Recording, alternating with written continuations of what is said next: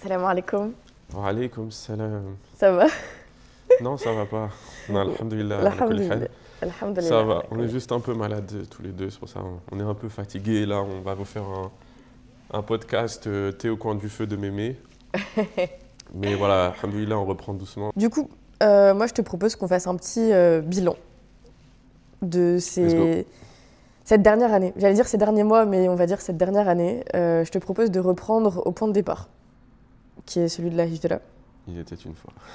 Il était une fois, un 3 septembre 2024, où on décide de partir pour ne plus revenir. Pour Allah. On a eu l'intention ferme, suite à une prise de conscience, de devoir quitter une terre de Koufr en recherche d'une terre d'islam, sans savoir Où ça nous mènerait? où ça nous mènerait. Et on a premièrement posé nos valises en Turquie, à Istanbul. Pourquoi ? Parce que c'était dans un premier temps un pays dont tous les deux on était un peu connaisseurs, qui ne nous était pas étranger, qu'on avait déjà visité chacun de notre côté en amont. Et du coup, et également d'un point de vue géographique, c'était, on va dire, C'est le pont entre l'Orient et l'Occident, quoi. un point entre l'Orient et l'Occident. Donc symboliquement, c'était Transition. une transition. Mais on ne le savait pas encore. Mm. À la base, notre intention, c'était de s'y installer. Parce qu'on était, entre guillemets, convaincus par l'idée que la hijra, c'était de partir d'un point A à un point B. Et une fois que le point A était quitté, l'accès au point B serait facilité et ça nous permettrait en fait finalement de s'installer. Pourquoi Istanbul alors? Pourquoi Istanbul ? Istanbul parce que tu étais déjà passé par Istanbul, que tu avais déjà étudié et que un de nos objectifs quand on s'est mariés, c'était de rechercher le ilm toute notre vie, donc de continuer ce cheminement vers la vérité, cette quête de ilm. Et donc tu avais déjà étudié auprès de certains chouyours syriens à Istanbul. Et donc l'idée, c'était de reprendre là où tu t'étais arrêté, et moi, pareil, de reprendre là où je m'étais arrêtée, enfin en tout cas de commencer, parce que je m'étais arrêtée nulle part, je m'étais juste arrêtée en arabe, et de commencer mon cheminement avec toi, chacun dans une école. Donc on est arrivé à Istanbul, on avait juste pris de quoi s'assurer 2 semaines entre guillemets stables. Juste t'as pas chaud? C'est moi les médicaments là ou quoi? Je transpire. Si, moi aussi j'ai chaud, mais... J'ai me j'ai mis dans mes pattes là, je sens.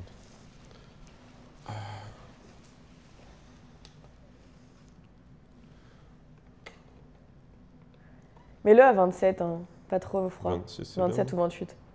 27. C'est bon.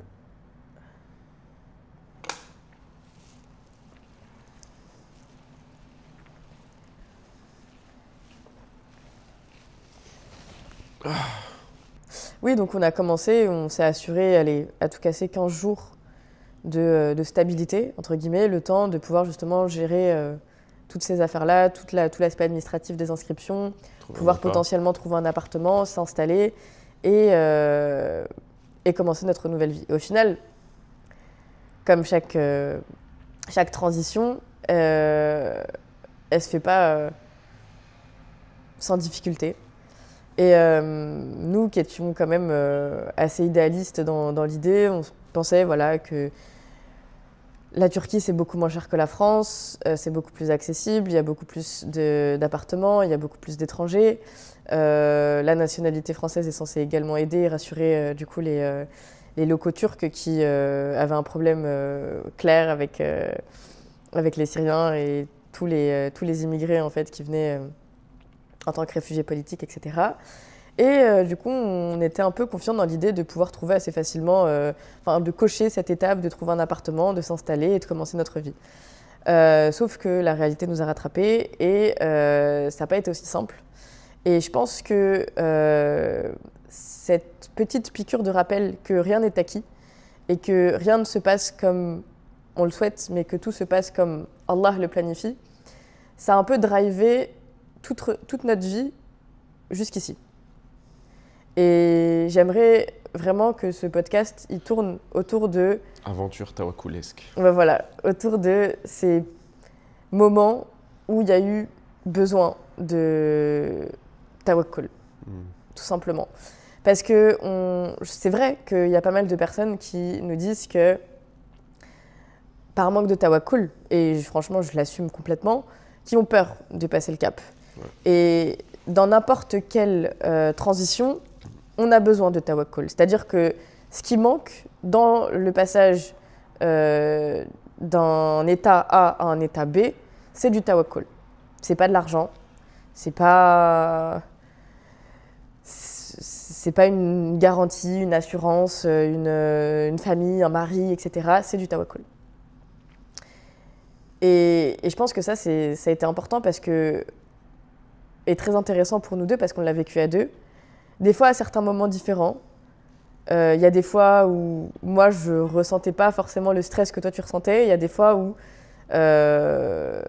c'était moi qui étais la plus en panique.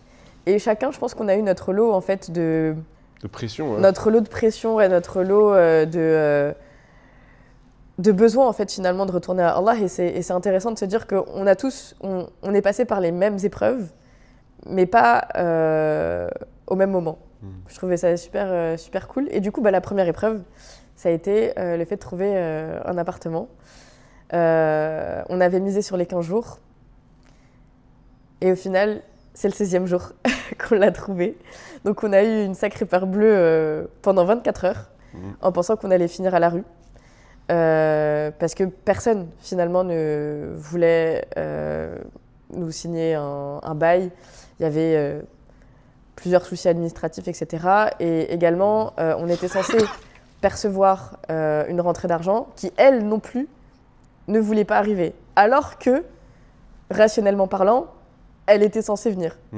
Et en fait, des petits blocages comme ça, qui, moi, m'ont tout de suite en fait, rappelé à l'ordre où je me suis dit non.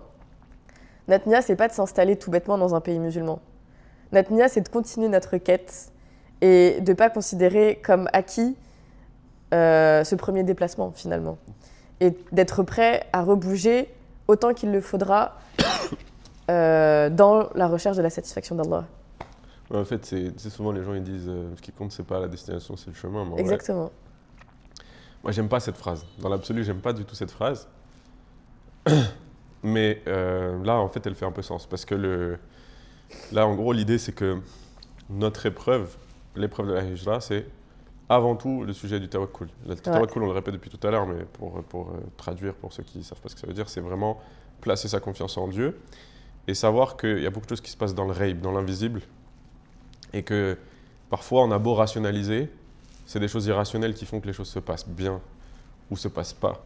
C'est parce que, imaginons tu as fait un péché, alors tu as une porte qui est fermée. Ou alors, imaginons tu as fait une bonne action ou telle chose, il y a une porte qui t'est ouverte. Donc, ça, c'est ça. Mais juste, en fait, le fait de s'en remettre à Allah, de demander à Allah le tawfiq, la résolution du problème, et de faire confiance à Allah dans le fait que Allah, il nous impose des choses, il nous donne des directions à suivre. Nous, on le suit, même si rationnellement, on n'arrive pas à comprendre comment on va réussir à le suivre, on lui fait confiance. Parce que lui, s'il nous dit que c'est comme ça, c'est Allah, il est Seigneur de l'univers, il sait tout.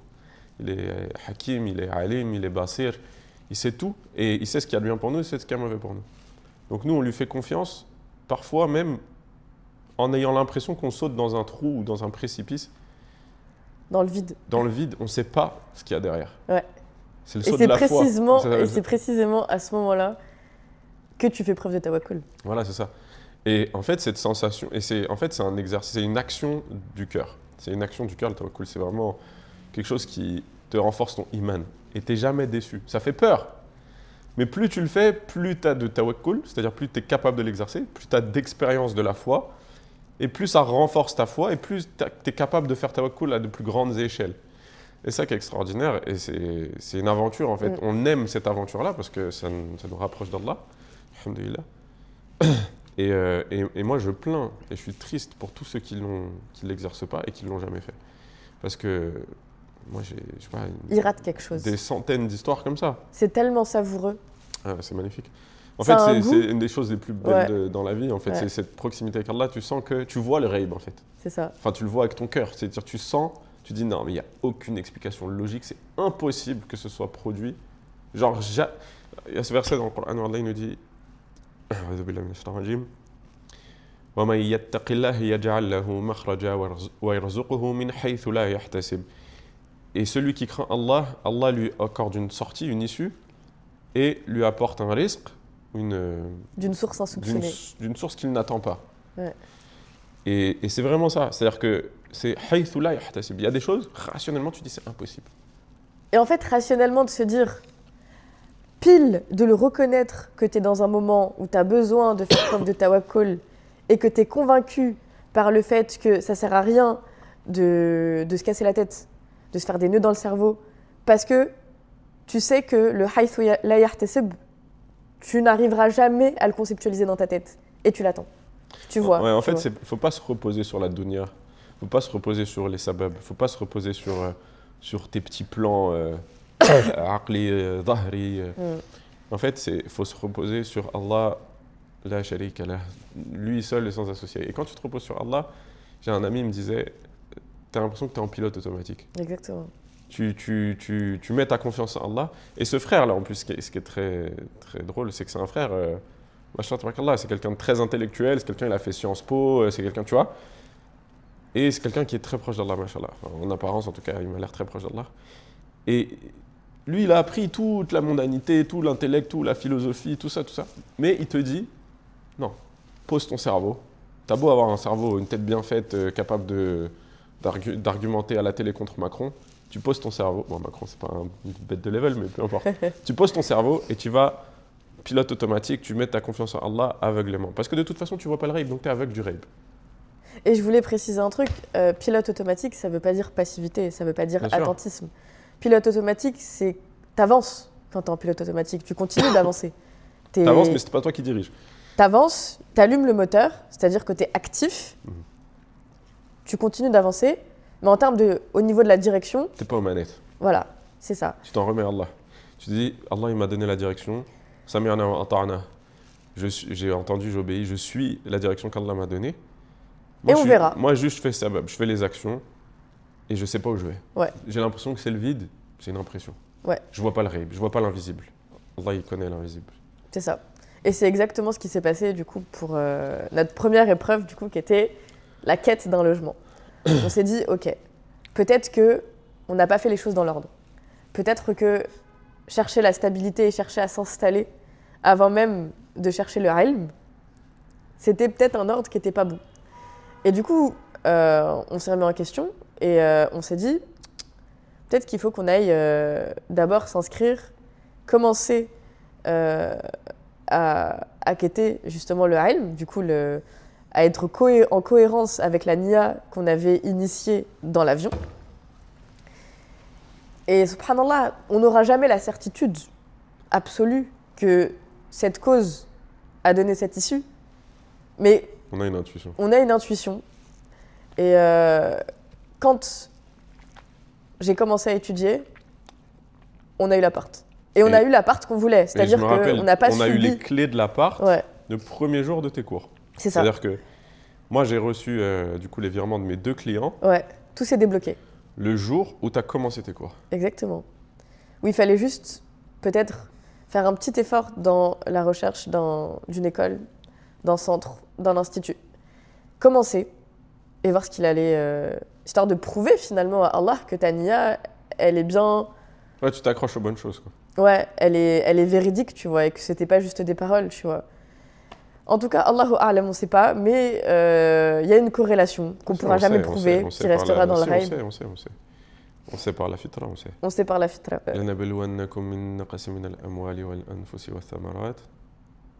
Ah oui. Et on est passé par une période où naqs min al-amwal, il s'est fait ressentir. Ouais, on a eu une petite période après ça où c'était un peu serré financièrement. Ouais, moi j'étais finalement figée dans une certaine logique où j'avais besoin, j'avais une définition finalement de la féminité qui était de rester dans un rôle fermé. Et je pense que c'est à partir de là qu'on s'est rendu compte qu'on a opéré quelques changements, même au niveau de notre couple. À ce moment-là, on s'est rendu compte dans cette épreuve, du fait que c'était un peu serré financièrement, que, en fait, on avait une conception individualiste des rôles traditionnels. En fait, c'était chacun pour soi, au lieu d'être l'un pour l'autre. En pensant finalement appliquer une version... on s'est dit, en fait, on était dans ce qu'on appelle la surcompensation, tu vois. Genre, en gros, nous, on a vu un modèle 50-50 européen féministe qui ne marche pas. On s'est dit, on veut l'extrême inverse. Un cliché où il y a la trad wife et le trad husband, je ne sais pas comment dire. Où en gros, chacun, il a un rôle hyper caricatural et que chacun, il reste dans son rôle et il n'en sort pas. Et en fait, on s'est rendu compte que parfois, l'un ou l'autre, il pouvait avoir des difficultés avec ce rôle. Ouais. Mais on était individualiste au point où, en fait, et ça, c'est beaucoup de couples musulmans aujourd'hui qui souffrent de ça, malheureusement, et je pense que c'est important de se remettre en question par rapport à ça. Parce qu'il y a une différence entre la sharia, c'est-à-dire les droits, les devoirs, et l'akhlaq, l'ihsan, le bon comportement, l'excellence, etc. Et bien évidemment qu'il y a des moments où l'un ou l'autre, que ce soit l'homme ou la femme, ils vont avoir des difficultés à assumer leur rôle. Et surtout, à aucun moment est notifié ces deux rôles-là comme étant des éléments figés desquels il ne faut pas sortir. Ouais. C'est-à-dire qu'on avait compris ces informations-là, al-qawwam et as-saliha, qanita, hafidha, qui se doit de servir son mari, etc. On avait mis en fait finalement ces rôles-là comme l'avait caricaturé l'Occident, parce que on s'est rendu compte a posteriori que ce soit le 50-50 d'un côté ou la version caricaturale de l'autre, c'était toutes les deux des conceptions qui étaient finalement très occidentales, très figées, et qui ne trouvaient pas leur place, ni l'une ni l'autre, dans la conception shara'i de ce qui nous est enseigné. Et c'est à partir de là que donc on a commencé à traverser notre seconde épreuve, où là, il fallait chercher et se renseigner, investiguer sur qu'est-ce que le masculin et qu'est-ce que le féminin selon l'islam. Qu'est-ce qu'un homme se doit d'être et qu'est-ce qu'une femme se doit d'être. Et ça a été super intéressant parce qu'on s'est rendu compte finalement que c'était pas tant des actions. Ah oui, j'ai une question rhétorique pour essayer de déblayer et de faire comprendre les gens, parce que là on est très cryptique. Si le rôle traditionnel de la femme c'est cuisine, ménage, cuisine, ménage et puis satisfaire son mari. Quid d'une femme riche, genre une princesse, une femme de sultan ou je sais pas quoi. Elle fait quoi? Elle fait la cuisine et le ménage? Non. Donc elle sert à rien? Non plus. Donc elle rentre pas dans les cases de la sharia? Donc est-ce qu'elle fait c'est haram? Parce qu'elle fait pas la cuisine et elle fait pas le ménage? Est-ce qu'elle ne fait pas? Est-ce que le fait de ne pas le faire c'est haram? Voilà. Donc ça c'est une question qui se pose. C'est-à-dire que en fait le rôle de la femme c'est d'obéir à son mari, certes, de soutenir son mari, certes, d'être saliha, d'être qanita, d'être hafida, de préserver son mari. Ça c'est les trois axes etc. Finalement. Mais en fait, elle peut le faire de quelconque manière que ce soit. Parfois, son mari, il a besoin, je sais pas, quand il est pauvre, il a besoin peut-être qu'elle fasse à manger, qu'elle fasse la vaisselle, qu'elle fasse ceci, qu'elle fasse ménage, j'en sais rien. Peut-être que, et surtout, on ne vit pas du tout la même époque qu'avant. C'est-à-dire, on va pas nous la faire. Aujourd'hui, faire le ménage et à manger, c'est pas aussi difficile que ça l'était à l'époque. À l'époque, c'était hyper compliqué de faire à manger, c'était hyper long, ça prenait la moitié de la journée. Faire le ménage et tout ça, on n'en parle même pas. Ils faisaient leur propre pain. Bref, faire le linge, il fallait aller à la rivière. Ça n'a rien à voir. Tu vois, aujourd'hui, il y a des machines pour tout. Donc, ça n'a plus rien à voir. Donc, et au-delà de ça, selon certaines familles, les femmes ne faisaient rien parce que les esclaves étaient là. Enfin, voilà, c'est ça. Et il y a des familles riches où ils ont soit des employés de maison, à l'époque des esclaves, mais aujourd'hui des employés de maison, des travailleurs, des assistants, peu importe. Et en fait, mais la femme, elle a quand même sa place. Elle est pas juste là, c'est pas une potiche qui sert à rien. Elle a un rôle elle est là, elle soutient son mari, elle l'assiste, elle le conseille, elle l'écoute, elle le soutient dans ses entreprises et tout ça. Euh, dans ses entreprises dans le sens large, hein, pas dans le sens... Ses projets. Dans ses projets, quoi. Et voilà, elle a un rôle de bras droit. Et c'est important parce que, bah pareil, l'homme, il a des hauts et des bas. Il y a des moments où tout va bien pour lui, il a le vent en poupe. Il y a des moments où il se prend des claques. Et il y a des moments où il est au plus bas et il a besoin d'une femme pour lui remonter le moral, lui donner de l'espoir, lui donner confiance en lui et tout ça. Voilà. Et en fait, quand tu comprends ça, tu te rends compte que le rôle, il est beaucoup plus dynamique. Alors certes, le mari, dans certaines situations, il peut dire à sa femme, écoute, là, j'ai besoin que tu fasses à manger, que tu fasses ceci, que tu fasses le ménage, et tout ça. Il n'y a aucun problème là-dessus. Genre, on va pas remettre en question ça. Genre, c'est OK. Mais il y a d'autres moments où c'est pas le besoin, en fait. Et d'ailleurs, là, en l'occurrence, cette période-là, moi, je faisais très souvent à manger. Ça me dérangeait absolument pas. Et en fait, c'est... Ouais. Et j'avais, à un moment donné, j'avais besoin de ton soutien et tout. Et tu m'as vachement aidé. Et ça s'est super bien passé. Et après, tu as même pris goût, en fait, à transiter vers une autre dynamique de couple qui a été hyper bénéfique. Aujourd'hui, ça fonctionne plutôt bien. Il y a eu des moments de calibrage aussi, c'est-à-dire des moments où on était dans... Comme dans chaque transition. À trouver un équilibre, alhamdoulilah. En tout cas, voilà, c'est important de ne pas être figé, de ne pas être dans un fixed mindset et de toujours, en fait, c'est chercher la droiture, en fait, chercher le droit chemin, chercher qu'est-ce qu'Allah il attend de nous. Et surtout... Et pas rester figé dans des idées fixes, quoi. Et surtout, moi, ce qui m'a... la leçon, finalement, que j'ai apprise en se renseignant et en essayant, justement, de comprendre qu'est-ce qui était demandé de notre part, tu vois, qu'est-ce qu'on devait faire, comment on devait agir, comment on devait se comporter. Et ben, je me suis rendu compte que c'était pas tant des actions, mais des valeurs à développer, tu vois. La qawwama, donc, qui signifie le fait d'être... un gardien, un chef. Ouais, un gardien, un chef. Un dirigeant, un leader. C'est assez vaste comme ça englobe beaucoup de choses finalement. C'est un mot qui est, je dirais pas générique, mais c'est un mot qui est tellement profond qu'on ne pourrait pas le traduire par un seul terme en français. Ouais, c'est un berger. Ouais, la qawwama, on pourrait traduire ça par un berger, étant donné qu'on peut citer le hadith du prophète alayhi salatu wassalam qui répond finalement en quelque sorte à cette ayah. Et en ce qui concerne la femme, le fait d'être saliha, donc le fait d'être pareil, c'est un mot qui englobe énormément d'états. Le fait d'être conciliante, le fait d'être... de créer l'apaisement, de dissiper les tensions. D'apaiser, de réparer. Réparer les conflits. Le fait d'être qanita, le fait d'être obéissante, de ne pas être dans une dynamique de challenge des ordres de son mari, de ses décisions, mais de toujours en fait garder cette posture de conseillère, mais jamais de chef. Et hafidha, qui pareil en fait englobe énormément de domaines dans la vie, que ce soit par rapport à la vie personnelle, par rapport à la préservation du couple, au secret du couple, à la préservation même du mal, de l'argent, de beaucoup de choses.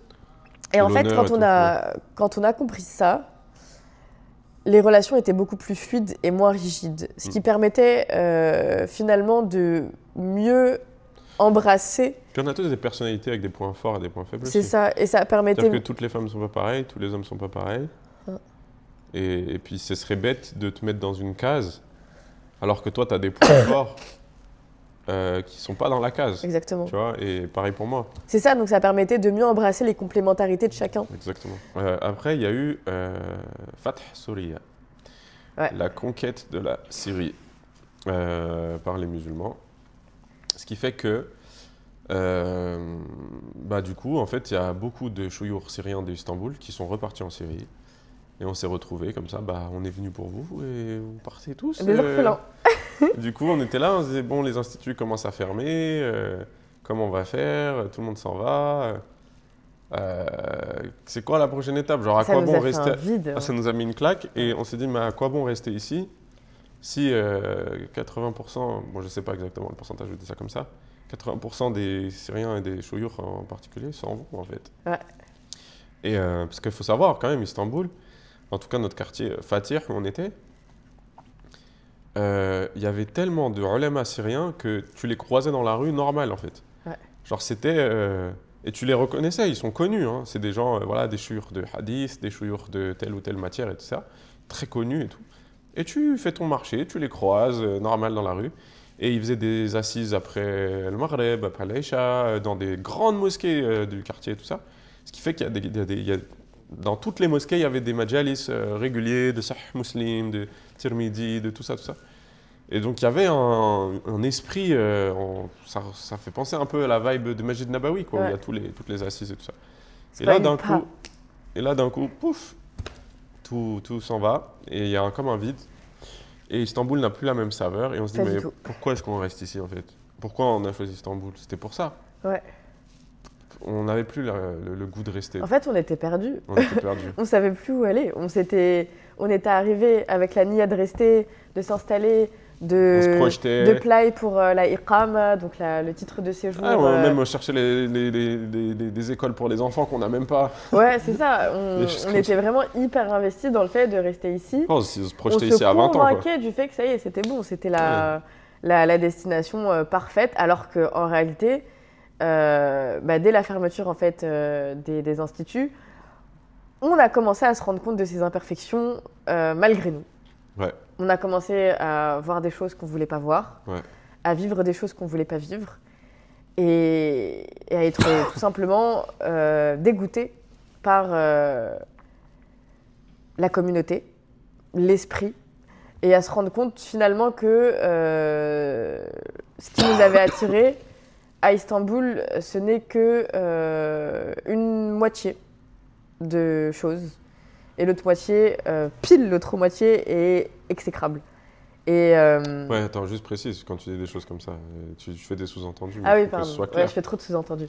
En fait, ce qui nous avait attirés, c'était la Turquie conservatrice, le fait qu'elle soit régie par un président conservateur, qu'il ait des ambitions impressionnantes, en fait, pour le monde musulman. Ouais, pour le Fatah de manière générale, de sentir en fait qu'on s'identifiait à sa vision et qu'on voulait s'inscrire dedans. Mais la triste vérité, c'est que cette idéologie ne transcende pas le pays, quoi. En fait, en Turquie, il y a trop ce « en même temps » du modernisme et cette incohérence et ce paradoxe qu'ont les musulmans, j'en ai parlé dans le cours, mon dernier cours la semaine dernière, qu'ont les musulmans sécularistes, on va dire, les musulmans pro-laïcité, entre guillemets, qui sont OK pour qu'il y ait un État libéral en étant musulman. Et du coup, ça crée trop d'incohérences, parce que l'État libéral, par définition, il tolère des choses que l'islam ne tolère pas. Et il est intolérant de choses qui font partie de l'islam, que l'islam doit absolument préserver. Donc en fait, ça crée des incohérences. Et le problème de la Turquie, en fait, c'est pas seulement, on va dire, les kémalistes qu'on ne peut pas se blairer, qu'on ne supporte pas parce que c'est des anti-religieux qui font des choses, je peux le dire avec ces termes-là, dégueulasses. Et en l'occurrence, nous, quand on y était, il y a eu des épisodes où il y a eu des manifestations kémalistes. Des provocations. Des provocations, ils lançaient des canettes de bière dans les mosquées, enfin des choses horribles. Hein. Pourrait se passer en France. On parle d'un pays musulman, hein, la Turquie. Il y a vraiment une partie de la population qui est anti-religieuse. Il y a des gens très conservateurs et il y a des gens anti-religieux, mais genre vraiment ennemis de l'islam, quoi. Ils vivent dans le même quartier. Et du coup, ça crée des tensions et tout. Et bref. Mais du coup, c'est des extrémistes à des points qu'on n'a pas en France, quoi. Bref, mais en fait, ce genre d'incohérence existe parce que il y a ce en même temps, il y a on a ce qu'on tolère en fait, comme on dit. Cet entre-deux. Cet entre-deux de la Turquie qui reste qui est un pays moderne dans le sens idéologique. C'est-à-dire que les musulmans turcs, même conservateurs, sont modernes. Ils ne sont pas traditionnels, ils ne sont pas sur... Enfin, la plupart, en tout cas pas tous, mais beaucoup de musulmans turcs, même conservateurs, sont conservateurs sur le spectre libéral. Et sont dans un mindset, un paradigme libéral. C'est vrai. Et même Erdogan, en fait. Même Erdogan, l'AKP, sont des libéraux. Tu vois? Ouais. C'est des musulmans à moustache. Tu vois ce que je veux dire? C'est une façon de parler. Mais moi, je les aime beaucoup. Hein, qu'Allah les préserve, qu'Allah les guide et tout ça. Mais pour autant, je pense Ça nous satisfaisait plus. Voilà, C'était plus assez. Voilà, nous, on était vraiment dans cette logique de cheminement. Et puis, voilà, le cheminement n'est jamais fini. On n'est jamais assez musulman. On n'est jamais assez proche d'Allah. On n'est jamais assez dans Le tawhid. le tawhid, le taqwa. En Ouais. fait, la crainte révérentielle de faire les choses par amour d'Allah. Ouais. Khalisatan li wajhi, c'est-à-dire purement et simplement, Pour sa purement face. pour sa face, pour lui, uniquement pour Ouais. lui. Et en fait, là, on commençait à sentir les limites Ouais. de la Turquie. Alors certes, c'était un bond en avant par rapport à la France, parce qu'à la France, il n'y a même pas un président musulman qui pourrait tolérer un certain Ouais. nombre de choses. Il n'y a même pas une histoire islamique comme la Turquie. Mais voilà, on a On ne commencé. pouvait pas se permettre de se complaire dans cette situation après avoir vu des choses déplorables de nos propres yeux. En fait, on ne pouvait pas En fait, fermer les yeux face à la décadence. Voilà, on est devenu insatisfait d'une bonne insatisfaction. Ouais. Parce que c'est pas de la qana'a, c'est pas de la satisfaction, du contentement, Ouais, que de ne pas accepter des choses qui sont contraires à ta religion. c'est ça. C'est-à-dire la qana'a, c'est juste dans la dunya. Je suis content, j'accepte d'avoir tel niveau de vie, j'accepte d'avoir telle difficulté, j'accepte... Non, enfin oui. Par contre, accepter et tolérer Ce qui déplaît à ce Allah, qui déplaît à Allah, c'est pas correct, ça c'est un problème de la foi. c'est mal, ouais. C'est le hadith du prophète sallallahu alayhi wa sallam, il nous dit si vous voyez un mal, changez-le par votre main, si vous ne pouvez pas, changez-le par votre bouche. Et si vous ne pouvez pas, réprouvez-le par votre cœur, c'est le plus petit degré de la Et nous, foi. on a décidé de le changer par nos pieds. La contraposée, c'est quoi? C'est que si on ne le réprouve pas par notre cœur, c'est-à-dire si on l'accepte, si on le tolère, eh ben, On est en deçà. on fait partie, non, Du on fait petit degré de la disparaître foi. en fait une partie de notre foi. C'est ça. On nie une partie de notre foi. C'est-à-dire qu'on accepte des choses qui sont contre notre foi, et donc on perd une partie de notre foi. Ouais. Et donc voilà. Et du coup, troisième épreuve, donc on y arrive, c'était le moment d'hésitation, de déstabilisation, de bouleversement. Qu'est-ce qu'on fait? Questionnement. On est dans un pays dans lequel on ne peut plus rester. D'un point de vue administratif, donc on n'était pas... on ne pouvait pas rester parce qu'on n'avait pas obtenu notre iqama. Et d'un point de vue islamique, on sentait qu'on était au bout du rouleau. Voilà, on sentait qu'on était au bout du rouleau. Donc là commence une phase où on est un peu perdu. On se dit, mais en fait, où est-ce qu'on va? Où est-ce qu'on va aller? On a été coupé. On a été coupé de Talab al-Ilm, du coup pendant près d'un mois, parce que cette hésitation, elle a quand même duré, parce qu'on venait à peine de s'installer, on venait à peine finalement de prendre goût à un certain rythme, et du jour au lendemain, libération de la Turquie, du jour au lendemain, libération de la Syrie, des émeutes en plein Istanbul contre les musulmans. On ne reconnaît pas cette ville en fait. Et du coup, et en plus de ça, vient un événement qui nous pousse à décider, à trancher, c'est qu'on reçoit un appel du coup de notre bailleur qui nous dit faut que vous partiez. Alors ça, je te laisse la raconter parce que c'est toi qui l'as vécu. C'était digne d'une scène de film. Ah ouais, c'était trop drôle. Vraiment. Sarah, elle était paniquée, moi j'étais serein, alhamdoulilah. Mais moi j'étais où? Moi j'étais pas là la première fois. Vas-y, je te laisse raconter. Avec moi. Sarah, elle était en cours avec sa prof particulier de Aqida. Et moi j'étais à la maison, je travaillais. Et il y a la police municipale du quartier de Fatih qui toque à la porte et qui me fait un contrôle. Et ils me disent il est où votre visa, etc. Donc Moi, je dis, moi, j'ai candidaté et machin. J'ai pas encore la réponse. C'est vrai, j'avais pas la réponse. Non, ça, c'était la première fois. Ça, je crois que tu étais au courant. Donc, jusque-là, normalement, quand tu as candidaté pour un visa et que tu n'as pas encore la réponse, c'est toléré que tu restes, même si on avait dépassé déjà la limite. Mais après, on a eu la réponse. Un refus. On a eu un refus. C'était le visa tech, justement, pour mon entreprise. Et un peu plus tard, du coup, on s'est dit, bon, si jamais on a un autre contrôle, il faut recandidater pour être encore en stand-by, en mode on attend la réponse. Bref, on était dans des plans un peu alambiqués. Le fait est qu'ils sont passés après que j'ai eu le refus. Et donc moi, je fais celui qui ne comprend pas. Oui, oui, nanani, nanana. Je montre mes passeports. Je leur parle en anglais. Ils sont déstabilisés, les pauvres. Alors que la première fois, je leur ai parlé un peu turc et tout. Là, je leur parle en anglais. Ils sont complètement déstabilisés. Ils ne savent pas quoi dire. Ils prennent en photo mon passeport, mon bail, etc. Mon contrat, machin. Et ils repartent. Et moi, je sais que ça sent mauvais. Je sais que ça sent mauvais, ils viennent contrôler, ils savent que je suis un étranger, ils ont mon contrat, ils savent comment je m'appelle, ils savent où j'habite, ils savent que j'ai pas de visa. Moi, je suppose que la prochaine fois qu'ils passent, c'est pour nous embarquer et nous virer. Mais je dis rien à Sarah. Je veux pas qu'elle panique, je lui dis rien.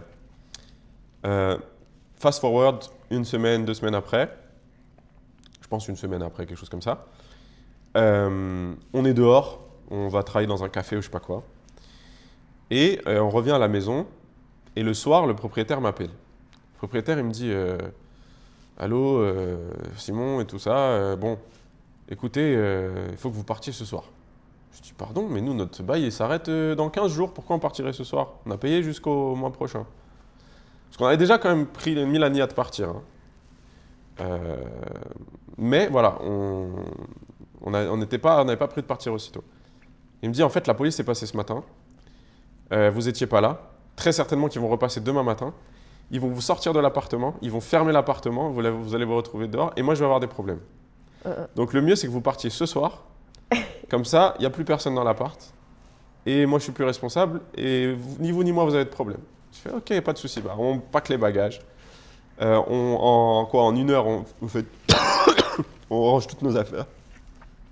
On réserve un hôtel dans une autre municipalité, beaucoup plus loin à l'extérieur d'Istanbul, parce que c'est la police municipale et les notaires qui gèrent ça. Ce qui fait que c'est à l'échelle de la municipalité, c'est pas à l'échelle de la métropole. Ouais.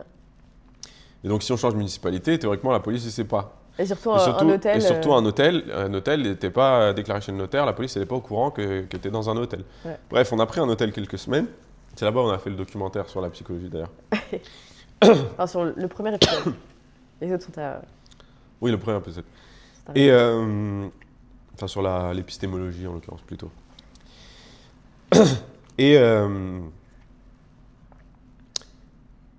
Et du coup, bah voilà, on s'est enfui entre guillemets, on était en cavale. Des fugitifs. Et Sarah, elle était paniquée. Pour elle, c'était waouh, on est en cavale, on fuit la police et tout. Moi, j'étais tranquille. Ah, excusez-moi. Moi, j'étais serein. On est allé dans notre petit hôtel quelques semaines et tout. On avait notre billet d'avion, du coup on avait décidé enfin où on voulait aller, on avait notre billet d'avion pour Médine. Médine, on avait pris un Airbnb. Et puis,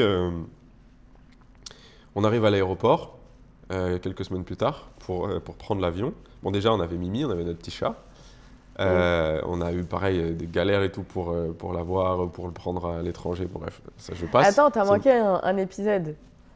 Avant, du coup, l'épisode de la fuite, il y a eu le moment, du coup, de l'hésitation et du questionnement, où est-ce qu'on va aller? Parce qu'on était encore dans un état d'esprit où on se disait, mais en fait, quel pays pourrait surpasser la Turquie dans le ilm, dans finalement également le confort. On voulait pas... Enfin, il y avait plusieurs... on va dire, critères qu'on avait eus. Et on essayait de chercher quelque chose en fait, qui puisse calquer sur Istanbul, mais en mieux. Et subhanallah, Médine ne nous vient pas du tout à l'esprit. On pense à plein de pays du coup arabophones. On pense au Qatar, on pense à Dubaï, on pense à Sharjah. On pense, je ne sais pas si on pense à la Jordanie, enfin bref, on pense à pas mal de pays. pas l'Égypte. La Syrie aussi, on a pensé. On a pensé à la Syrie aussi, on s'était dit que bah voilà, autant les renouveau, suivre, il y a quelque etc. chose qui se passe. Bismillah, c'est l'aventure et tout. Et à aucun moment, Médine, ou en tout cas l'Arabie Saoudite, ne passe par notre esprit. Subhanallah. Et à un moment, je sais pas comment. On a eu un déclic, on On s'est a dit, eu un mais déclic. oui, mais pourquoi Mais- pourquoi on n'y a pas pensé? C'est Ouais. Et le deuxième miracle en fait qui se passe, c'est que quand on préparait, on avait fait plusieurs préparations, plusieurs, on va dire, simulations de départ dans chaque pays où on faisait nos comptes, on essayait de voir en fait si ça, Ah, tu veux parler des billets d'avion? ouais, si ça tenait la route, etc. Si on pouvait, avec les économies du coup qu'on avait amassées, débuter notre nouvelle vie. Donc on avait essayé avec le Qatar, comme je vous l'ai dit, on l'a essayé avec la Sharjah, avec Dubaï, avec plein de pays. Et à chaque fois, ça passait pas. Il y avait un truc qui était bizarre en fait. Soit c'était démesurément trop cher, soit Mimi pouvait pas venir et Mimi, on voulait pas le lâcher. Ce chat, on voulait vraiment le garder avec nous parce que Miskin, en fait, il nous a fait de la peine pour la petite Et histoire. tout ça, c'était vraiment en même temps que la semaine où le propriétaire m'a appelé. C'est Voilà. ça qui est fou. Du coup, on va pour tester donc une simulation pour la vie à Médine, voir en fait combien ça pourrait nous coûter, etc. Nous faire un petit peu une idée. Et là, pile le jour où du coup on avait prévu de partir, je crois que c'était le 15, on trouve un billet d'avion à un prix dérisoire. On se dit mais non mais c'est pas possible, genre ça peut pas coûter aussi peu Ouais, cher. c'est comme si, en fait, tous les billets, ils étaient à 500 euros, 500 euros, 500 euros, et d'un coup, il y avait un billet à 150. Et après, re 500, 500, 500. On s'est dit, mais attends, mais c'est pas... C'était même plus cher que 500 je crois. Ouais, c'était C'était peut-être vers vraiment plus 600, cher. quelque chose comme ça. C'était des prix Exorbitant. voilà, exorbitants, plus ou moins élevés. Et là, pile la date qu'on cherche, qu'on souhaite, c'est pas cher. On se dit, mais go, il faut qu'on Mais Agib, il faut qu'on c'est- le mais prenne. c'est On bizarre. était choqués, on s'est dit, mais ça y est, en fait, c'est un signe. Vol direct Istanbul-Médine. Vol direct, Istanbul, Pour deux, Médine, 170 euros, 176 euros, je crois. un truc comme chat accepté, ça c'était important aussi. Ouais. Il n'y avait rien. ça. La compagnie aérienne a accepté les chats. On était trop étonnés. Et du coup, on essaye de le prendre. Et au moment de valider le billet, ça passe pas. On se dit, mais c'est trop Ouais, bizarre. en fait, sur le site, on fait tout le parcours, on remplit toutes les infos. C'est un peu fastidieux de remplir toutes les infos et tout, les numéros de passeport et tout. On arrive au formulaire de paiement, il n'y a pas le formulaire de paiement. En fait, il n'y a rien, il y a une page blanche. Enfin, il y a le header là, le nom de l'agence. Il n'y a pas de insérer votre CB ou quoi que ce soit. Il y a un bug. On réessaye une deuxième fois, même chose, rien du tout. On change d'appareil, même chose. Même Ça chose. marche pas. Donc on se dit, vas-y, on essaye avec l'application. Ouais, ils avaient une application. Donc Sarah, elle met l'application. On refait avec l'application. Ça bug. Pareil, on peut pas payer.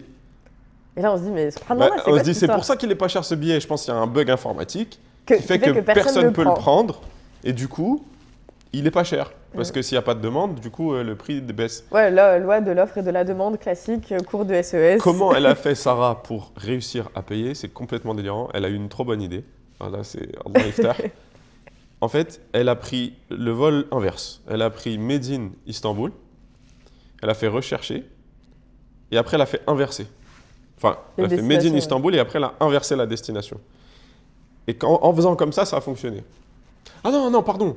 Dans l'app, Ouais. c'est pas qu'on remplissait et on arrivait au point de... C'est qu'on trouvait pas du tout le vol. Attends. Sur Internet, sur l'ordinateur, on ne pouvait pas payer. Sur l'app, on ne trouvait pas le vol qu'on avait trouvé sur l'ordinateur. C'est-à-dire, il n'existait pas dans l'application. Istanbul-Médine, cette destination n'existait pas. Ce vol-là, C'était même pas proposé. c'était pas proposé. On faisait la recherche, Ouais. on ne pouvait pas faire la recherche. Le départ, vous voyez la case départ et la case arrivée, il n'y avait pas Istanbul et il n'y avait pas Médine. C'était pas possible. Si vous voulez, il y avait Jeddah, il y avait plein d'autres villes, mais il n'y avait pas Médine. C'était pas possible. Du coup, qu'est-ce qu'elle a fait? Elle a fait l'inverse. Elle a mis Médine, Istanbul, Ouais. et après, elle a fait inverser. Elle a fait rechercher, et ça a marché. Subhanallah. C'est-à-dire, elle a trouvé un loophole, un glitch pour aller dans l'application à un endroit où tu n'es pas censé aller. Et du coup, on a pu prendre ce vol-là, qui était 4 fois, 5 fois moins cher que tous les Ouais. autres vols. Et on a réussi à le prendre, finalement. Donc, alhamdoulilah. Donc, conclusion, c'est quoi? C'est Allah, quand tu veux faire la hijra comme ça, il te met des épreuves pour tester ta patience, tester ta détermination et tout. Ouais. Donc, il faut un peu s'obstiner, quoi. Faut pas baisser les bras. Et donc, voilà. Et donc, arrivé à l'aéroport, donc quelques semaines plus tard, Bon, je vous passe les problèmes qu'on a avec le chat. Finalement, l'agence, c'était un peu galère et tout. Donc, jusqu'à la dernière minute, on a dû négocier. Ouais. Il nous restait 30 minutes avant le vol.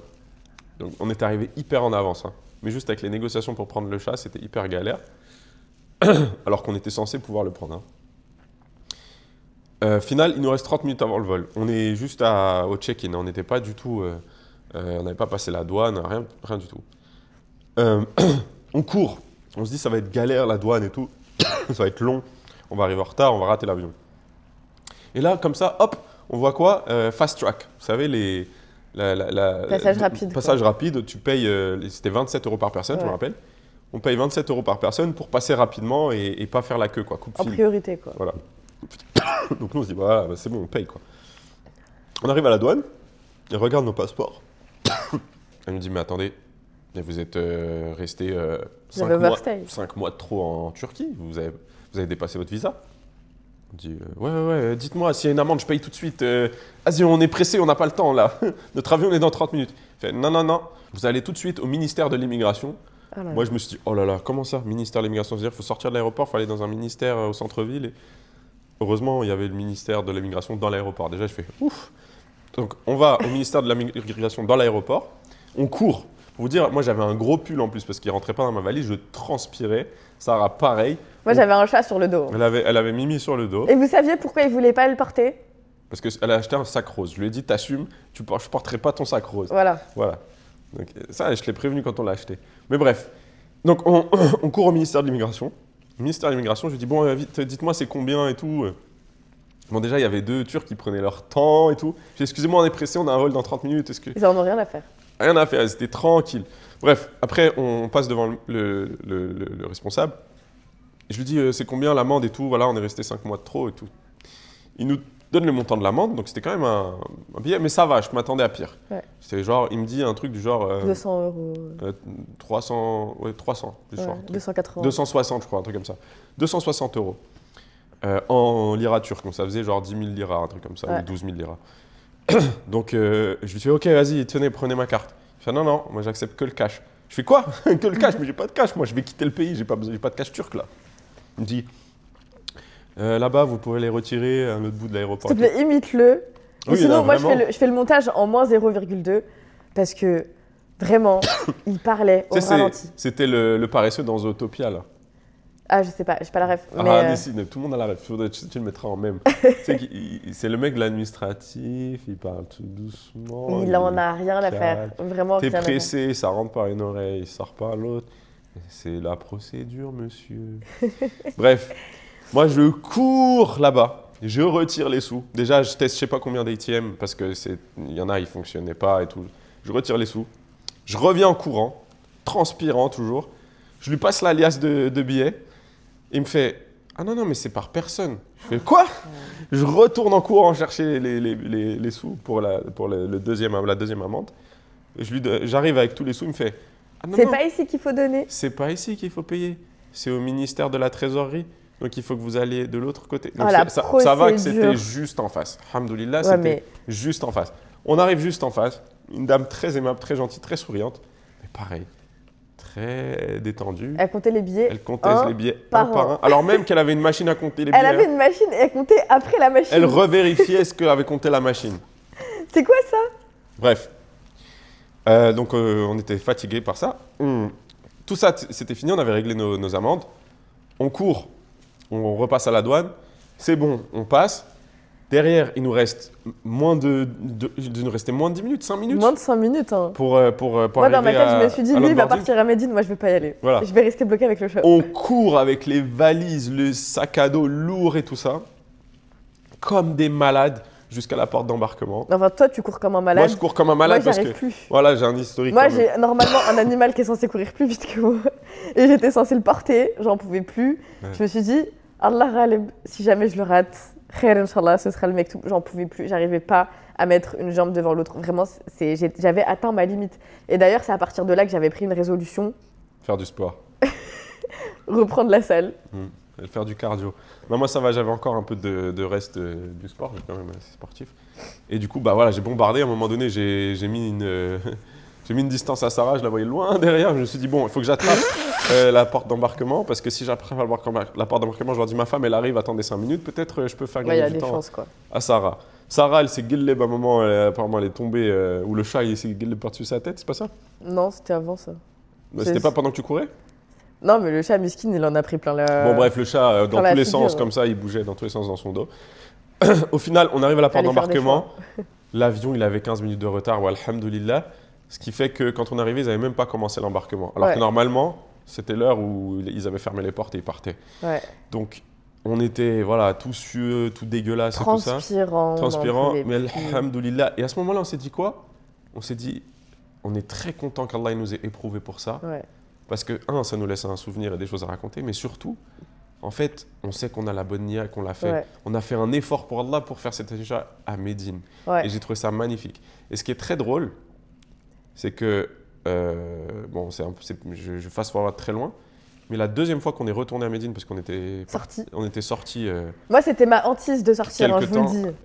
on était sortis quelques temps, notamment pour la Udhiya, à Madagascar et tout.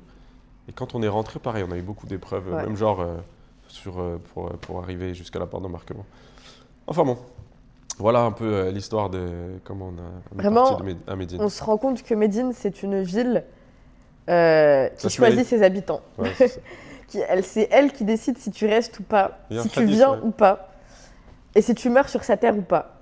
Faut ça, Et vraiment, elle a une valeur incroyable. Je m'en rendais pas assez compte. Il y a beaucoup de hadiths sur ça. En Il y fait, a ce qu'elle dit énormément Sarah, de c'est des hadiths en fait. Je les connais pas par cœur, mais il y a un hadith qui dit en substance, il me semble, que Médine, elle filtre les gens. Ouais. Et même les Médinois, il y a des Médinois, il y en a un, il y a pas longtemps, il disait Ils sont pas assurés moi, de rester. je suis Médinois, fils de Médinois, petit-fils de Médinois, je fais partie de Ahl al-Bayt et je fais des doigts tous les jours Pour être enterré à Médine. pour vivre à Médine et être enterré à Médine. Parce que j'ai aucune garantie que. En fait, il y a un hadith sur le fait d'être enterré à Médine qui te garantit l'intercession. C'est ça qu'on. Aucune idée. Shafara. Intercession. C'est comme ça qu'on traduit. Intercession. L'intercession du prophète alayhi salatu wassalam yaoum al-qiyamah. Ce qui fait que même les Médinois, en fait, sont dans un état d'esprit où ils ne sont pas du tout assurés et garantis de rester. Et ils s'accrochent à Médine comme plus que n'importe qui, en fait. Ouais. Ils sont vraiment très sensibilisés à la valeur de cette ville-là, chose que nous, on ne connaît pas trop. En tout cas, je parle pour nous. Hein, peut-être que d'autres personnes de l'audience Ouais, en a conscience. En fait, même les muhajiroun de Médine, que ce soit les Français, les Américains, etc., il y a un frère américain qui m'envoie des hadiths presque tous les jours. Mashallah, tabarakallah, qu'Allah le récompense. Et il y a un groupe de francophones médinois aussi qui partagent souvent des hadiths. Ils se rappellent constamment l'importance de Médine, la valeur de Médine, etc. Ouais. Et La gratitude qu'il faut avoir. Ouais. Et à quel point ça a beaucoup de valeur. Et subhanallah, le choc qu'on a eu à Médine, c'est qu'on s'est dit, waouh, en fait, une ville qui déborde d'islam. Ce que je te propose, c'est qu'on arrête l'épisode là et qu'on reprenne, qu'on refasse un épisode sur la vie en Arabie Saoudite et Khassatan à Médine. Ok. Ça te va? Ça marche, je commence à fatiguer en plus. Parfait. Bon, bah, salam alaikum, Wa à la alaikum prochaine. salam.